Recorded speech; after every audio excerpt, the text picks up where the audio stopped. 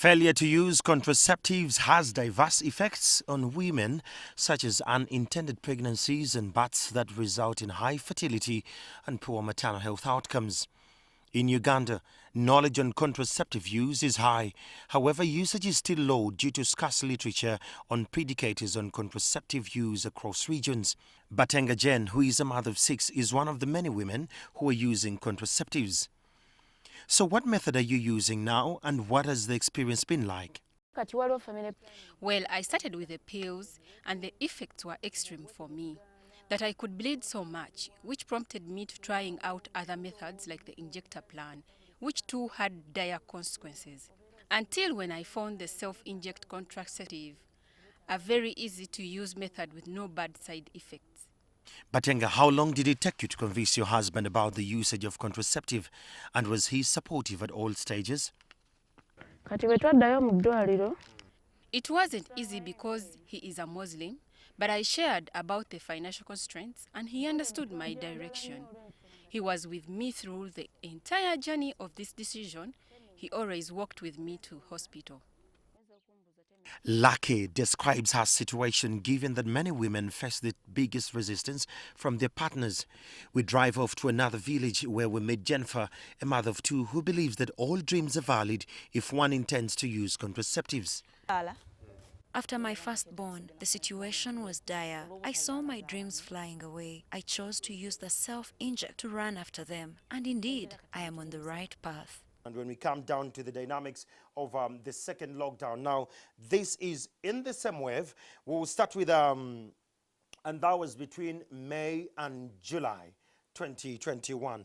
Now, oral combined the contraceptives we had in May this year, we had 17,061 using it.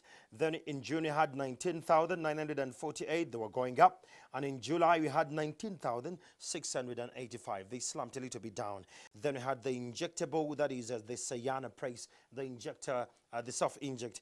We had 93,799 using it in the month of May. Then when we went to June, we had 99,891.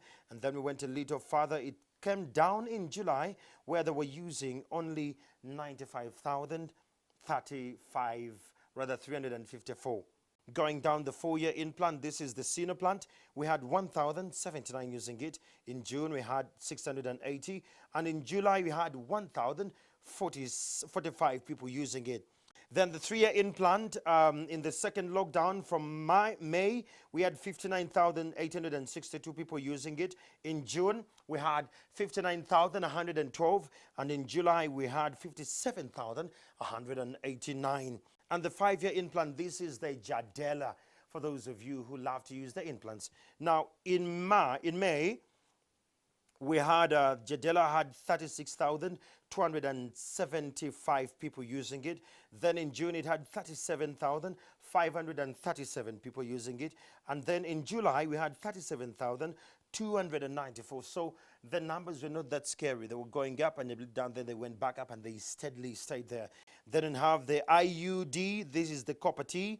In May this year, we had 11,667 people using it. Then in June, we had 12,453 using it. And in July, we had 12,527 using it. And lastly, that is the emergency contraceptive pill users.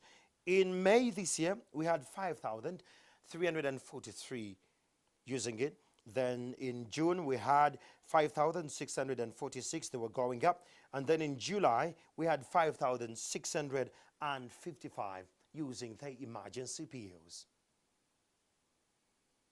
This is worrying, and Dr. Mogahi, an expert from the Ministry of Health, explains why this is worrying in the middle of a pandemic. We are seeing a slight rise also in number of pregnancies. So this is an issue. That means that we are going to have more unwanted pregnancies. To many youths, contraceptives are not as accessible as they should be, and they don't perceive it as a developmental issue. So how best can we handle the challenge? Clearly, for teenagers, I know, it's just that I don't want to use them, or the condoms have side effects on them, but otherwise, the condoms are there.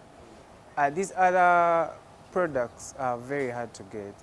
Mainly is feeling. Others believe they are confident in their what we call pull-out game.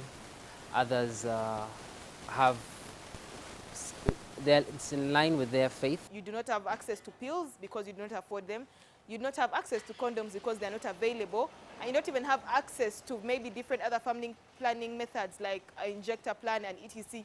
because you cannot afford them. And they need to reach and achieve their dreams, but then also be slow and process, oh, am I ready to have this child or not? Having the right number of children, the number is you can support, add value onto them, we are producing a global citizen who should compete at every level, then family planning comes out clearly as a non-medical issue but as a development issue. But is contraception a women issue only, or it should cut across? Not true. Contraception is a couple issue. Contraception is a male issue. I believe we must address the fear factor from the male gender if we are to cascade this conversation to greater heights. They must know it's a developmental issue than health.